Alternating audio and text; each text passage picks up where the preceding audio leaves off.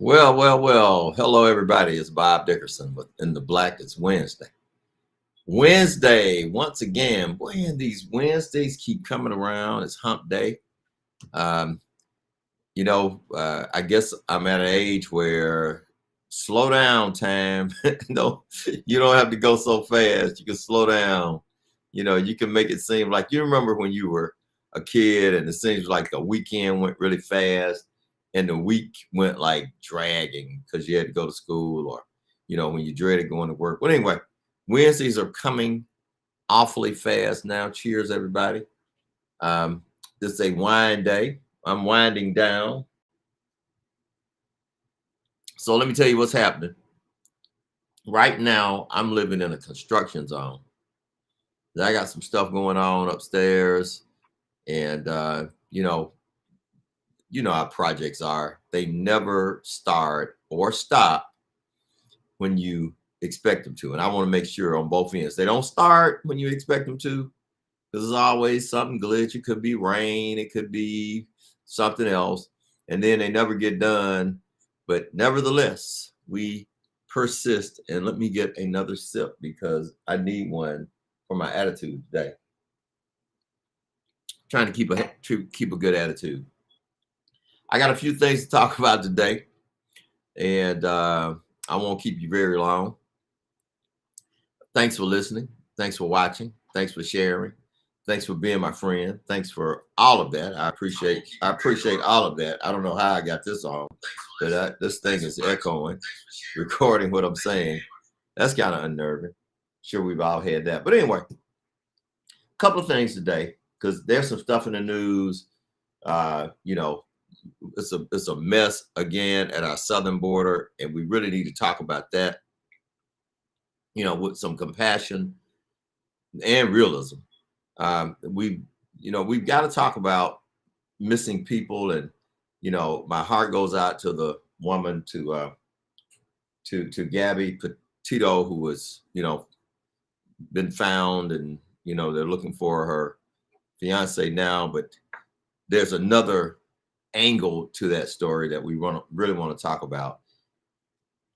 It's hard to go a day and not be, I guess, affected by the misfunction that we have going on in our nation's capital. So we got to talk about that. But before I get to that, I want to invite all of you business owners, hook up with me. Let me know if I could help. Register your business in the A.G. Gaston Business Institute directory, GastonBusinessInstitute.com.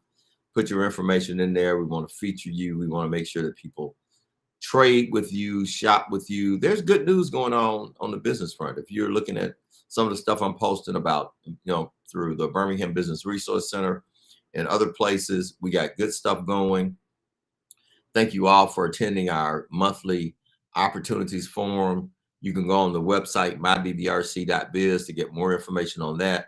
We always try to put people out there who have business opportunities, ways that you can sell a product or service, or at least know what's going on in the community, so you can align yourself with the needs of some of these major purchasers so that they can make some major purchases from you. And of course, we ought to start getting excited because we got the World Games coming. The world is coming to Birmingham. And so there are some business opportunities that are associated with the World Games.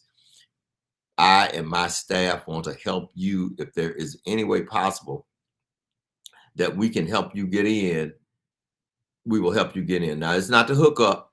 I'm always reluctant to tell folks we got any kind of hookup, but it's legit, and we're going to help you. And we do everything we can to make sure we help all the folks we can help. So, as I always start off, Roll Tide.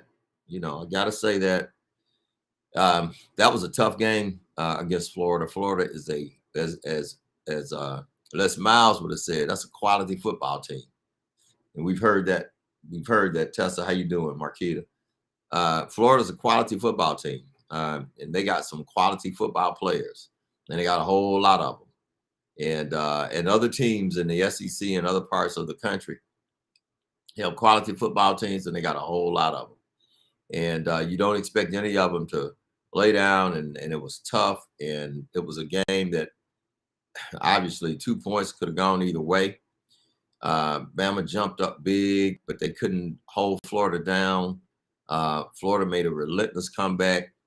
Bama hung on. You know, it was almost one of those, if it were a boxing match, you know, you get big and, you know, you win the first couple of rounds, and then some of them end up, and then right at the end, you just, you know you're ahead on points and you're trying not to get knocked out. So that was kind of that game. You're ahead on points and you're trying not to get knocked out. I think Alabama should grow from that game. It did expose we you know, and I still believe that defense typically that's carried Alabama, and defense this year is supposedly the strongest part of the ball, but defense got exposed a little bit in the last 3 quarters. And exposed right up the middle. I mean, exposed pretty good, and but they came back, they hung on, and they won a game that they could have easily lost. And a friend of mine who was a Florida fan was going to the game, and we were kidding, and I told him I'm always worried. So I said, man, I'm worried. And he said, yeah, you Bama fans are worried. And I said, yeah, because when we lose, it's like you know, once every decade kind of thing. And I know I'm being facetious, and that's not really true. It's more than once a decade. But, you know, Bama is really not accustomed to losing. Our fans, unfortunately, we've been spoiled, and we're not accustomed to losing a game, even if it's to a good team at their stadium with athletes just like the ones that we have. In fact, I think if you asked any one of these coaches, there were probably some players on Florida's team that Nick Saban tried to recruit, and vice versa. And so, anyway, great game. I'm just happy football season is here, and I got something to be excited about. All right. So anyway, roll tide. I got to say that. So look, we are having these fights in Washington, and this is nothing new. I mean, fights have been, and the kind of fighting we're doing now, it seems like we've been doing it, you know, for the past, 20 years. I don't remember it being as bad when Reagan was president. It seemed like it started to get worse when Clinton was president. We had some stuff that happened when Bush was president, like 9/11, that we just, acknowledged a few weeks back, and we pulled together. But since that time, it's been one battle after another, and an all-out war based on political parties. And so I thought I would just say that, make this statement for your consideration. And you can let me know what you think about it. But when politicians fight each other, we, the people, lose. When politicians spend all of their time fighting, battling, demeaning, criticizing, never cooperating, never collaborating, never congratulating, but it's always a fight, we are the losers. The politicians aren't losing. And they got backers, and they got donors, and they got a big time pension, and most of the people in Congress are millionaires. And so, their families are taken care of for the most part. So they go up there and they do all this fighting. It affects them personally less than it affects us, we the people.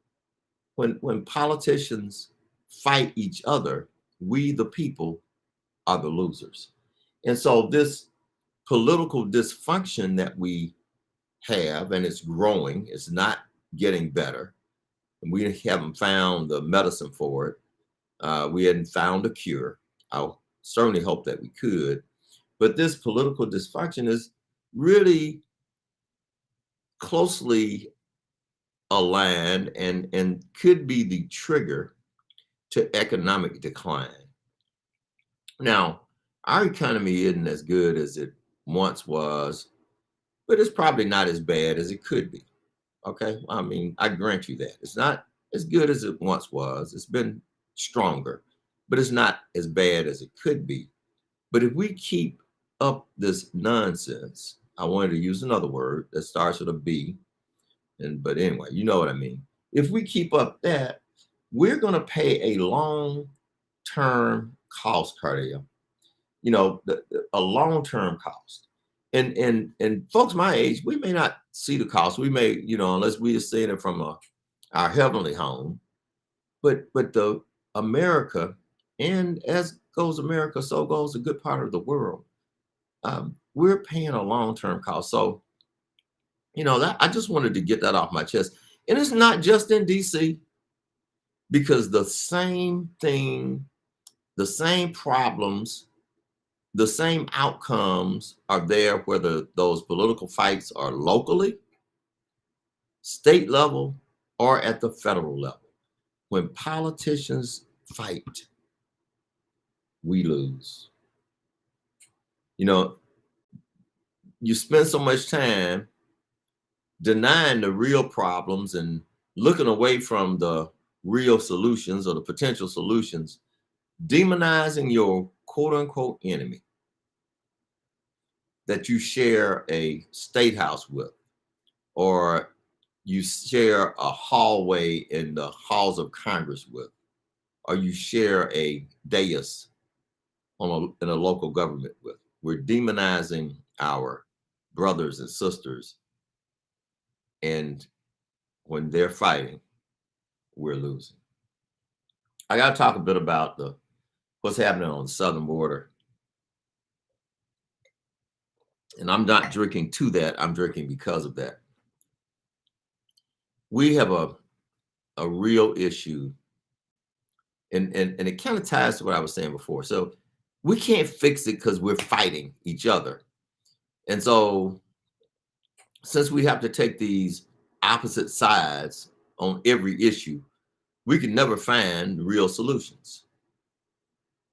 We have to take the opposite side. So the real solution is somewhere there in the middle, but we can never find the real solution because we're taking the opposite sides, and we have to hold on to our belief and say that the other person is wrong. So if you say do it one way and I happen to be on the opposite side, I can't ever say, well, you may have a point there, Cardell. Bridget, you may have a point. I have to listen to what you say, Monique. I mean, that's the way it should work. But we really have a problem at our border. We are an attractive nation for a lot of folks in this hemisphere and other parts of the world, but it's just not as easy to get here from other parts of the world.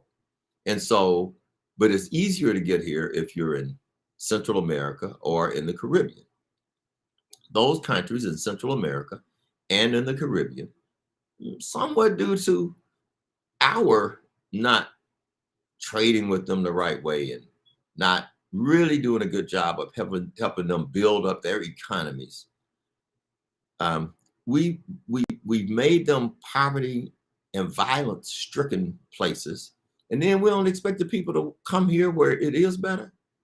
It ain't about them just thinking it's better. And I don't care what you think about it here. It's better. The conditions are better. We are attractive. We are attractive as a country to people from Haiti. I mean, Haiti is a mess. We're attractive as a country from people from Guatemala, El Salvador, Mexico. We're attractive as a country. There are more opportunities here. Now, smart USA would make sure that there were more opportunities there, or there were opportunities there. We would help stand up ethical government and be good neighbors, instead of just saying, well, we're going to build our wall and build our fence. And this business with those guys riding those horses and, they treated, and these were Black folks. And I'm sensitive to Black folks, brown folks, the native people that come out of Central America, folks that's been in this hemisphere forever that God put here, and the natives from the Caribbean, which are the same folks that came over from Africa as slaves. These are their descendants. And just to ride through like they were cattle, you know, it like you were herding some cow or calf and you wanted to push them back with the herd. I mean, that's what it looked like to me. We have a real problem. And again, reverting back to the first issue, unless our decision makers, lawmakers, elected officials, influential people, major stakeholders really get together to craft a solution. And that solution has to involve the people from these countries. We can't do it. We can't build a wall big enough. We can't isolate ourselves from the rest of the hemisphere. We can't isolate ourselves from the rest of the world. And we shouldn't want to do that. You know, we ought to want to be better neighbors. And being a better neighbor would make those places better. There's enough here to do that. And it would create jobs and industry here, creating jobs and industry there. I believe that. And maybe, you know, maybe somebody will share this and hear it. Maybe somebody will say, wow, that old guy has a pretty good idea. Maybe that is the solution, because it ain't going anywhere. Those folks aren't going to, they are dying. I saw the news report and the guy was reporting the bodies that he saw on his way. Now, he could have ended up being a body, but he was willing to put his life on the line to try to get here and cross over bodies of people who, like him, were trying to get here and died trying. That's real. That's real. And we're going to have people coming from Afghanistan. We may as well get ready. I got an email today from someone who's in Nashville, who actually is interested in trying to do some literacy and other things for some of the people that are coming from Afghanistan. So just get ready.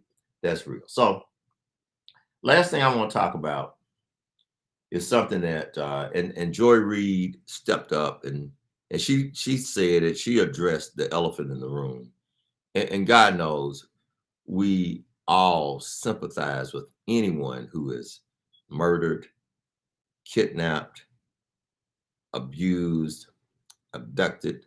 That there's nothing that I could say, and no amount of condolences, I think, can really soothe the hurt that Gabby Petito's family has to be feeling. She left home with her boyfriend to do something that should have been fun and interesting and educational, and she doesn't return. And yes, there are mysterious circumstances around, you know, her going missing and now his going missing, and I mean, this is a real mess. But it does point out something that we should not overlook. And the fact is that there are 64,000 missing Black women. 64,000 missing Black women. We cannot and we should not fail to say that Black folks are 3% of the population, and we're more than we're 14% of the population, and triple that number of missing folks. Triple that number. It's important again that we say that the news coverage about missing Black folks and missing Black women and missing Black children is not the same as the news coverage for missing white people. Yeah, Joy Reid said it. Other folks are talking about it in the media and on social media. I'm going to say it because it's true. You know, the law enforcement doesn't put the right resources behind it. When somebody's black, a missing person, they want to say it was a runaway as opposed to an abduction. They're gone for years and years. And guess what? Nobody ever says anything about it. Nobody remembers their names. Nobody remembers the circumstances of their situation. Nobody says anything about it. And so I just want to just mention, I looked some stuff up. I looked a few up, and I want to call a few names. I can't call them all, but these are folks from Montgomery and Birmingham. Kequana Burton, who I think is from Birmingham, disappeared on March 6th. Donna Michelle Calloway, she's received little coverage. She was age 39. She's been gone since August 28th, just recently. 5'3", 119 pounds. LaKira Goldsmith, she's been missing since November 27th of 2018 out of Montgomery. Nanette Thomas, also from Montgomery. She's 51 years old, and she's been missing since April of 2016. Go on out there and do a Google search and Google missing Black women. You know, Google, and you're right, Cardell. The Black media should be covering this too. I don't excuse them because nobody talks about it. Nobody talks about it. Now, you talk about being marginalized. We talk about being marginalized in the workplace, being marginalized in business, being marginalized when we go to the bank, being marginalized in our housing. This is just another piece of evidence that supports the marginalization of Black people and Black life. Yes, Black lives have to matter. And when a Black person goes missing, we have to get up in arms and we have to expect that the press, Black and white, will value that life and will talk about that abduction and that missing person as much as we talked about Gabby Petito and others who have gotten a lot of press when they went missing. But 64,000 missing Black women currently. And we have to look up the names. Hey, have a great week. Hope something good happens for you. But if not, do something good for somebody else. This is Bob Dickerson Within the Black. I'll see you next week.